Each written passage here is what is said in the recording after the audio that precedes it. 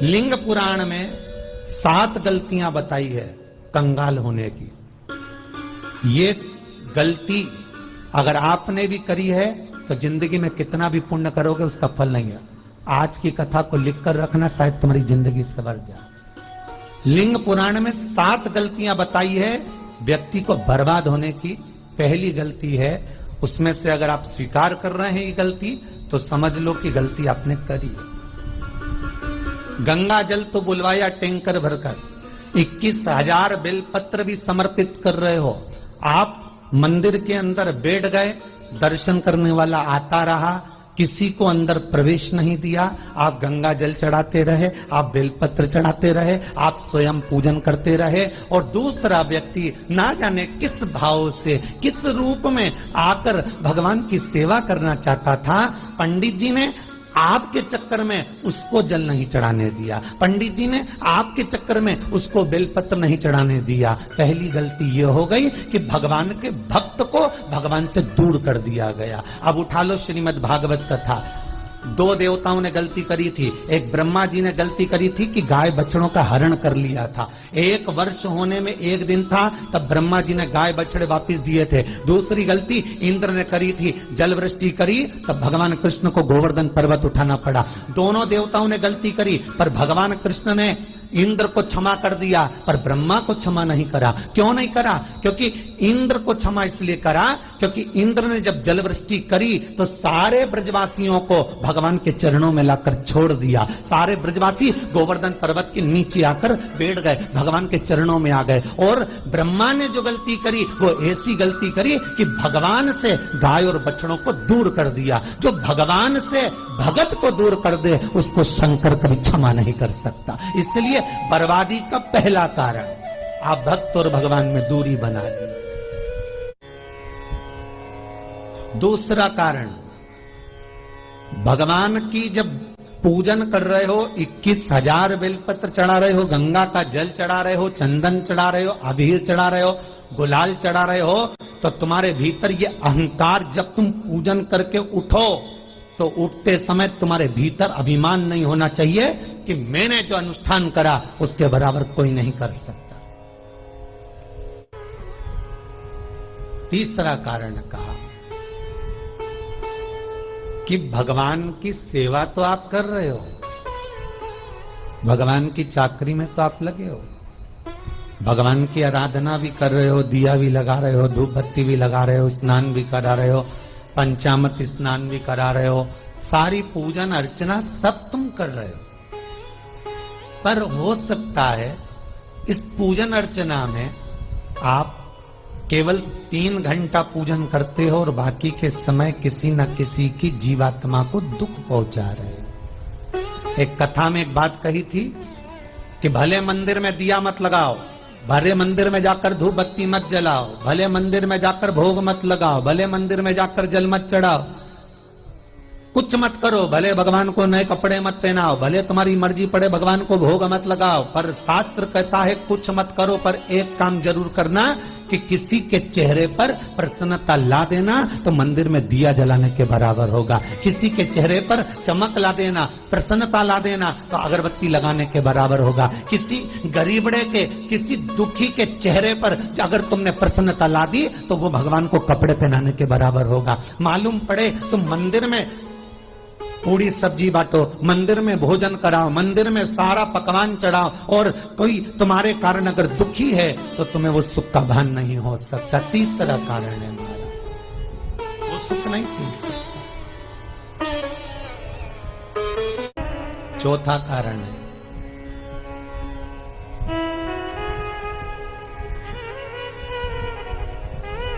महाराज, जिस मंत्र को पढ़ा जा रहा है, जिस मंत्र का स्मरण किया जा रहा है,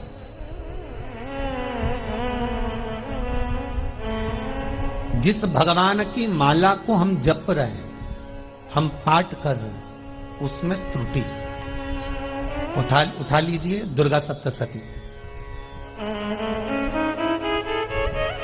दुर्गा सप्तशती का हिंदी अनुवाद में एक थोड़ा सा दृष्टांत दिया है, आपको मालूम होगा।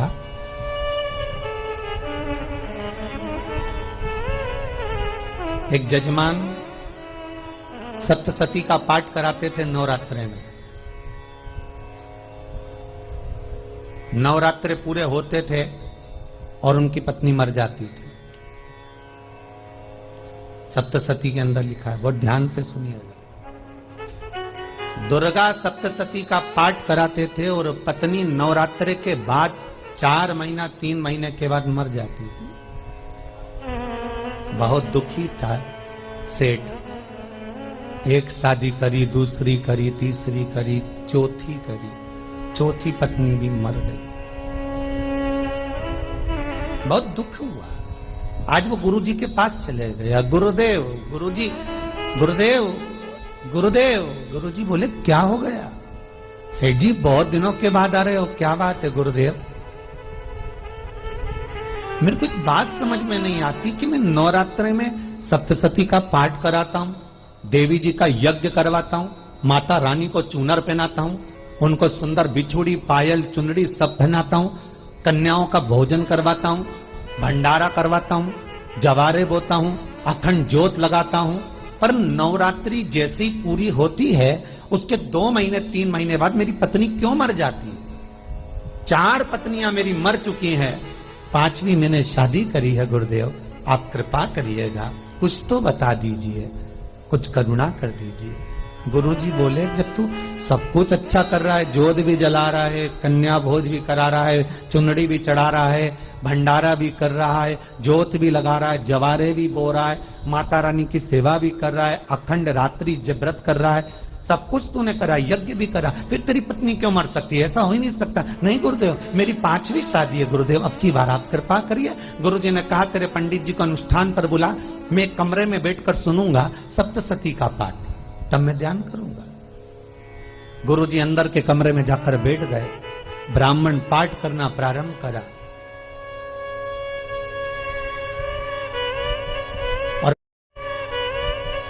और ब्राह्मण ने पाठ करना प्रारंभ करा। उसमें एक शब्द आ गया, भारयन्तु भक्षन्तु, भारयन्तु भक्षन्तु।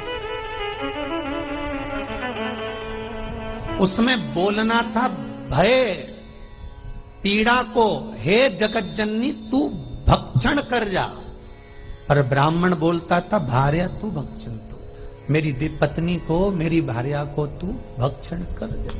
पंडित जी जैसे ही बोले, गुरुजी बाहर निकल कर आ गए। पंडित जी को रोका, रुकिए गुरुदेव, आप हर साल अनुष्ठान कर रहे हो जजमान के यहाँ और बोल देते भारयन्तु भक्षन्तु, हे देवी तू मेरी पत्नी को खा जा, तो माँ हर बार उस पत्नी को निगल जाती है। निवेदन है, शब्द सुधार लीजिए, शब्द ठीक है। चौथा कारण है कि आप जो पाठ कर रहे हो, आप जो पूजन कर रहे हो, आप जो अनुष्ठान कर रहे हो, उसमें कुछ ना कुछ गलती जरूर हो रही है। ये चौथा कारण है।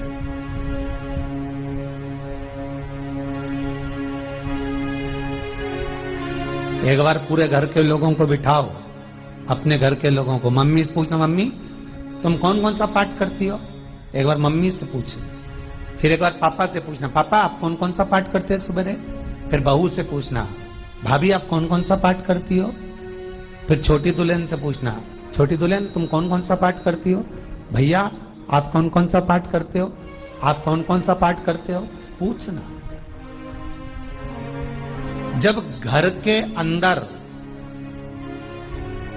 बड़ी बहू अलग तरह का पाठ कर रही है, छोटी बहू अलग तरह का पाठ कर रही है, मंजली बहू अलग तरह का पाठ कर रही है, माँ अलग तरह का पाठ कर रही है, पति अलग तरह का पाठ कर रहा है, तो उसका जो प्रभाव है, कौन सी चीज कहां टकरा रही है, जिसके कारण घर में रोग इतना है कि कोई सही होने वाला ही नहीं है।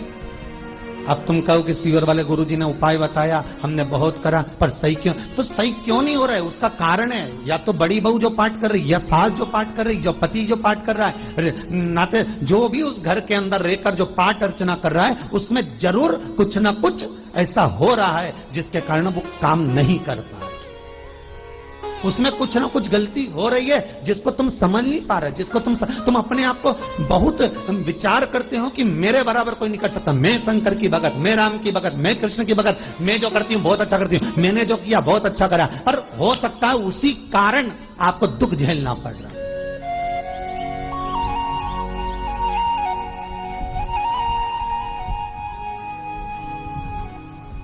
उसी के कारण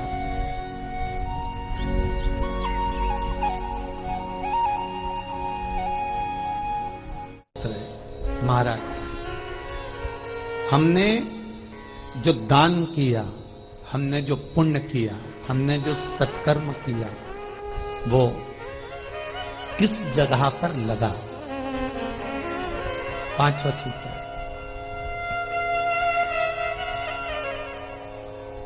जो आप दान कर रहे हो, जो आप पुण्य कर रहे हो, सत्कर्म कर रहे हो, वो किस जगह पर लगा? ये 5वां सूत्र। फिर निवेदन करेंगे, गाय, बेटी और लक्ष्मी 50 बार विचार करना, तब किसी को देना। बेटी किसी ऐसे को मत ब्याह देना जो जुआ खेलता हो, मदिरापान करता हो, मांसाहार करता हो, वेश्यावृत्ति करता हो। वो बेटी का सम्मान नहीं करेगा।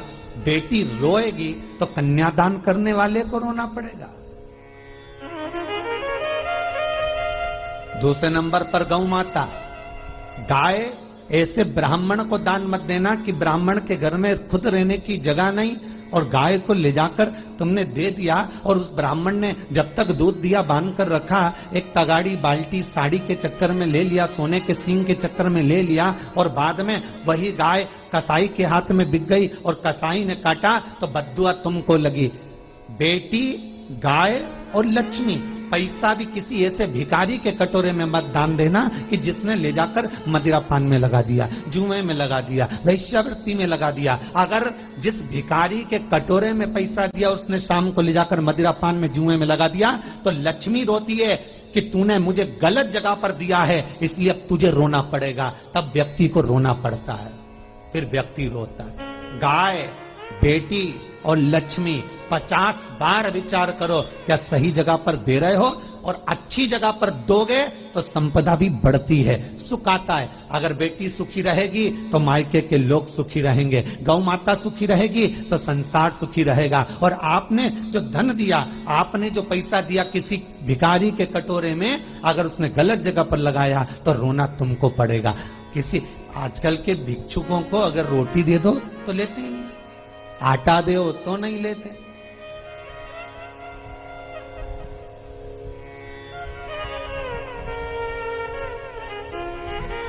पहले के समय में जो भिक्षुक आते थे ना, तो रोटी बनी हुई मांगते थे। बूढ़ी बूढ़ी माताएं जानती होंगी, चिमटा बजाकर, घुंघरू बजाकर कहते थे भोजन, तो 2 रोटी निकाल कर दे दी जाती थी घर से। लो बाबा, तो माता इतना प्रेम रखती थी, केवल रोटी नहीं देती थी, बाबा बैठो हम सब सब्जी ला कर देते। इतना प्रेम था बुजुर्ग माताओं का, बैठो। और आज के जमाने में अगर रोटी दे दो तो फेंक दे नली में ले जाके। पैसा क्यों? शाम को पीने के लिए चाहिए ना, मदिरा पान के लिए, मांसाहार के लिए, जुए के लिए, वैश्यावृत्ति के लिए धन चाहिए।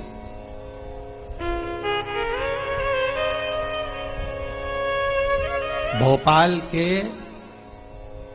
और इंदौर के, इंदौर का राजवाड़ा चौराया और भोपाल का लाल घाटी चौराया, इन दोनों चौराहे पर इतने से बच्चे लोग भीख मांगते हैं और उनकी माताएं और उनके पिता रोड के किनारे पर चिलम लगाते बैठे रहते हैं, पांव लंबे करके पड़े हैं और ये कमा कमा के उनको दे रहे हैं। और धन्य हैं ऐसे लोग जो उनको दान भी दे देते हैं।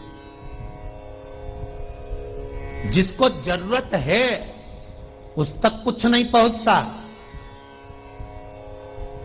अभी ठंड आ रही है, बहुत सारी संस्थाएं कंबल बांटेगी। रेलवे स्टेशन पे लोगों को कंबल उड़ा रहे हैं, कोई सो रहा है जमीन पर उसको कंबल उड़ा रहा है, बस स्टैंड पे चले गए कोई रोड पे सो रहा है कंबल उड़ा रहा है, तो इतना बड़ा नाम चलेगा कि उनने कंबल उड़ाए, कंबल उड़ाए, कंबल उड़ाए। और वो कंबल जिसको उड़ाया वो दूसरे दिन जाकर कपड़े की दुकान पर बेच के आ गया, 200 रुपए लिया है, रात को पीकर फिर सो गया, क्योंकि फिर कहीं कहाँ आएगा, फिर उड़ा के चले जाएगा। क्योंकि इन्होंने तो ये करके रखा है कि नाम कमाना है तो कंबल उड़ाए जाओ। जिसको जरूरत है वहां तक सामान नहीं पहुंचता भाई, जिसको जरूरत है वहां तक सामग्री नहीं पहुंचती भाई। आपने दिया और उन्होंने ले जाकर बेच दिया,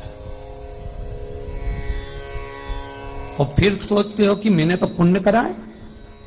कई लोग कहते हैं मैंने दान करा, मेरे को इतना फल मिलेगा। काहे का दान करा? ऊपर तो जा, यमराज के डंडे पड़ेंगे।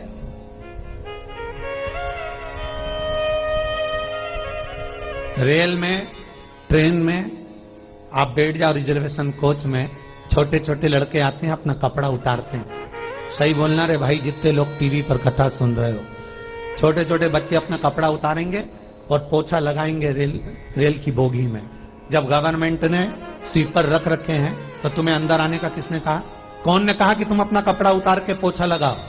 और वो अपने शरीर का कपड़ा उतार कर पोछा लगाता है, आपके आगे हाथ फैलाता है, आप 1-1, 2-2 रुपए दे देते हो। वो अगले स्टेशन पर उतरता है, कोई सूंघने की सामग्री लेता है, सूंघ के वो बर्बाद हो जाता है और कहीं कूद कर मर जाता है। उसके मरने में 1 रुपया तुम्हारा भी लगा है, इसलिए नरक तुमको भी भोगना पड़ेगा, क्योंकि उसके मरने में तुमने हेल्प करी है।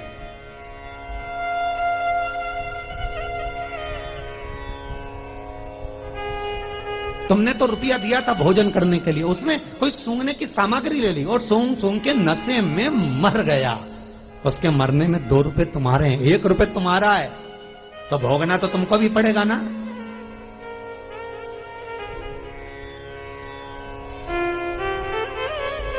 कहीं अच्छी जगह लगाओ, सत्कर्म की ओर लगाओ, तो सुख का आनंद कुछ और ही होगा, सुख का आनंद कुछ और ही प्राप्त होगा। हमारा धर्म, हमारा पुण्य, हमारा सत्कर्म। 5वां कारण अपनी पुस्तिका में लिखकर रखना, तुम्हारे दुख का 5वां कारण क्या है? क्यों तुम करोड़पति से रोड़पति बन गए? तुम्हारे यहां पर 4-4, 5-5 गाड़ी थी, खूब वैभव था, खूब धन था, फैक्ट्रियां चल रही थी, सत्ताएं चल रही थी।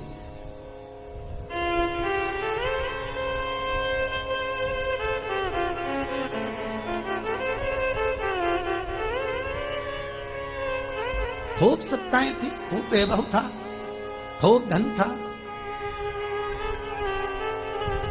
पर कुछ भी नहीं, सब धरा की धरा रह गए। सारा कोई वैभव बचा ही नहीं, कोई वैभव नहीं। एक हमारे सेंधवा के भगत हैं महाराज, बड़े भावपूर्ण भगत।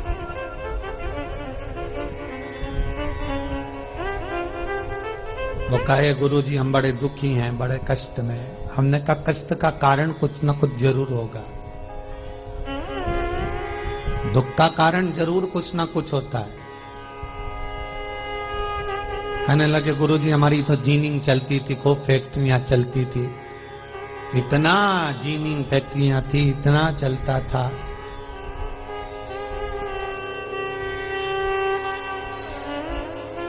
इतनी जीनिंग चलती थी, इतनी फैक्ट्रियां चलती थी, गुरुदेव बहुत दुखी हो गए। हमने कहा दुख का कारण, जो ये 7 कारण है शिव महापुराण के, लिंग पुराण में जो 7 कारण बताए हैं दुख आने के, जब फैक्ट्रियां अच्छी चल रही, जीनिंग अच्छी चल रही, व्यापार अच्छा चल रहा है, तो 7 कारण बताए हैं।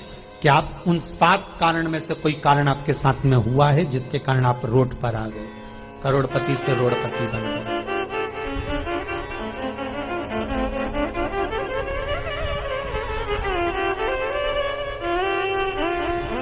कभी कभी नगर में, गांव में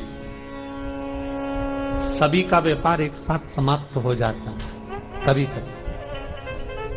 कभी गांव में, नगर में सबका व्यापार एक साथ समाप्त हो जाता है, सबका व्यापार एक साथ ही खल्लास हो जाता है, समाप्त, सभी कर्जे में हो जाते हैं।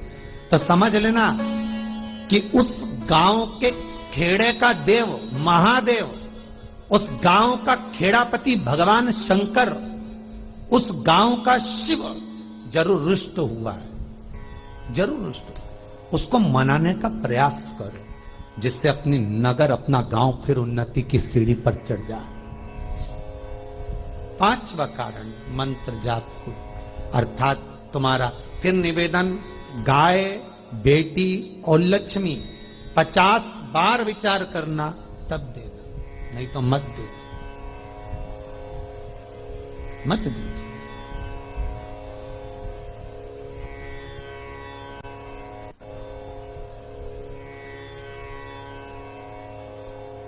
और महाराज भगवान शिव की कथा का छठा कारण बता, हमारे दुख का कारण छठा कारण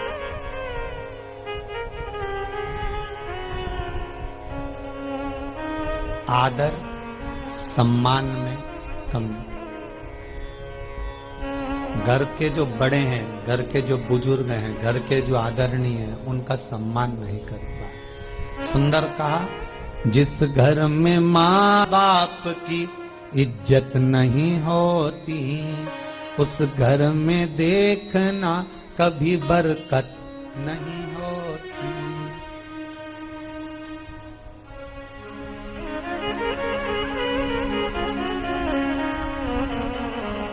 छठा कारण है सम्मान, सत्कार, आदर ना हो। जब धन, सातवां कारण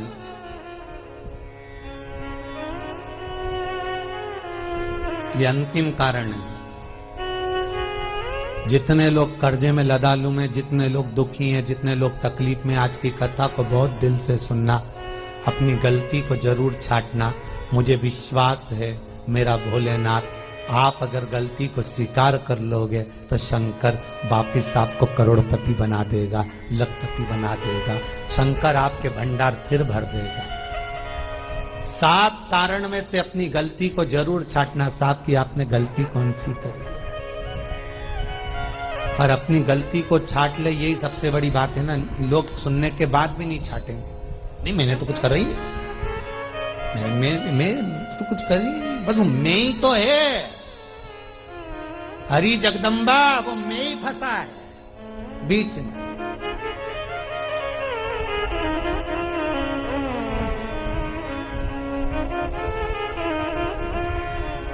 सातवां कारण महाराज, किसी का बेकार धन हमारे घर में आ जाए। एक कथा बहुत सुंदर है। एक गांव में एक व्यक्ति रहता था, खूब अच्छी कमाई करता था। पत्नी ने कहा तुम्हारे पास कमाई अच्छी हो रही है तो ये पैसा तो कोई चुरा के ले गया, तो पति बोला क्या करना चाहिए, तो एक काम करता हूं, बाजार से कोड़ियां खरीद लेता हूं। कोड़ियां जानते हो, वो ऐसे बच्चे लोग खेलते हैं, कोड़ी खरीद लाता हूं। अब गांव का व्यक्ति रोज कोड़ियां खरीद के लाए, उनके यहाँ बोरे पे बोरे भरा गए, बारदान पर बारदान भरा गए, पूरा कमरा कोड़ियों से भरा गया। एक दिन राजा बीमार पड़ गया। राजा बीमार पड़ा तो राजा को वेदों ने, डॉक्टरों ने कह दिया इसका एक ही इलाज है, कोड़ियां लाई जाए, कोड़ियों को जलाकर राख बनाई जाए, वो राख राजा के शरीर पर मली जाए। राजा के शरीर पर जब राख को मलेंगे तो राजा ठीक हो जाएगा। राजा ने अपने दूतों से कहा जाओ नगर में कोड़ियां देखो। राजभवन में देखा तो कोड़ी नहीं थी, बाजार में देखा तो कोड़ी नहीं थी, सारा मार्केट घूम लिया, चारों तरफ के राज्य देख लिया, कोड़ी नहीं मिली। राजा ने दूतों से पूछा बात क्या है। दूतों ने बाजार वालों से पूछा भैया कोड़ियां क्यों नहीं है। तो बाजार के व्यापारी बोले महाराज सुबेरे सुबेरे एक गांव का व्यक्ति आता है, सारी कोड़ियां खरीद कर ले जाता। सारी कोड़ियां? हाँ। उसका पता दो। दुकान वालों ने पता दिया, वो वहां पहुंच गया, उसको डराया राजा के दूतों ने, तेरे पास कोड़ियां हैं? हाँ, पर मैंने अपने पैसे से खरीदी है, फ्री की नहीं है, खूब खर्चा कर कर मैंने कोड़ियां जोड़ी हैं। राजा बीमार पड़ा है, कोड़ियां ला के दे। उसने मना करा, दूतों ने डराया, ठीक है लो। उन्होंने बारदान खोल लिया, झोला खोल लिया, बैग खोल लिया। राजा के दूतों ने बैग खोला, वो गांव का व्यक्ति एक थाली में कोड़ियां लाता, उस पर हाथ फेरता और झोले में डालता जाता, फिर भर कर लाता, फिर हाथ फेरता, फिर झोले में डालता। राजा के दूतों ने कहा एक बार में पूरा बारदान उठाकर क्यों नहीं दे देता, ये बार बार हाथ क्यों फेर रहा है। वो गांव का व्यक्ति बोला महाराज मैं कोड़ियों को थाली में भरकर हाथ इसलिए फेर रहा हूं, इन कोड़ियों में से मैं वो एक कोड़ी ढूंढ रहा हूं कि ऐसी कौन सी कोड़ी मेरी इन कोड़ियों में आकर मिल गई जो मेरी इतनी सारी कोड़ियों को लेकर जा रही है।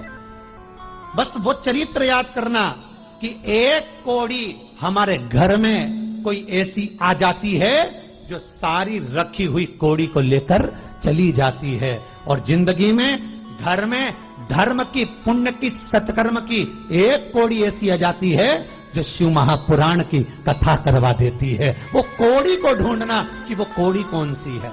जो अच्छा काम करवा रही है अच्छी कोड़ी आई होगी, सत्कर्म करवा रही है अच्छी कोड़ी आई होगी, और मालूम पड़े एक कोड़ी ऐसी आ गई जो डॉक्टरों में भरवा रही है, सारा की सारा धन मेडिकलों में लगवा रही है, पुलिस में लगवा रही है, कहीं गलत जगह पर लगवा रही है, कहीं एक्सीडेंट में लगवा रही है। जो कोड़ी गलत जगह पर धन को लेकर जा रही है, समझ लेना कि वो कोड़ी बेकार आ गई जो सारा का सारा बर्बाद करने में लगी हुई है। उस कोड़ी को पहचानो कि वो कोड़ी कौन सी है। 7वां कारण शिव महापुराण का, लिंग पुराण का लिख कर रखना कि एक कोड़ी ढूंढना कि वो कोड़ी कौन सी घर में आ गई जो हमें बर्बाद कर कर चली गई है। तो कोड़ी को ढूंढिए, वो रुपये को ढूंढिए, वो 1 रुपया कौन सा आ गया, वो धन कौन सा आ गया जो हमें बर्बाद कर गया, कैसा आया।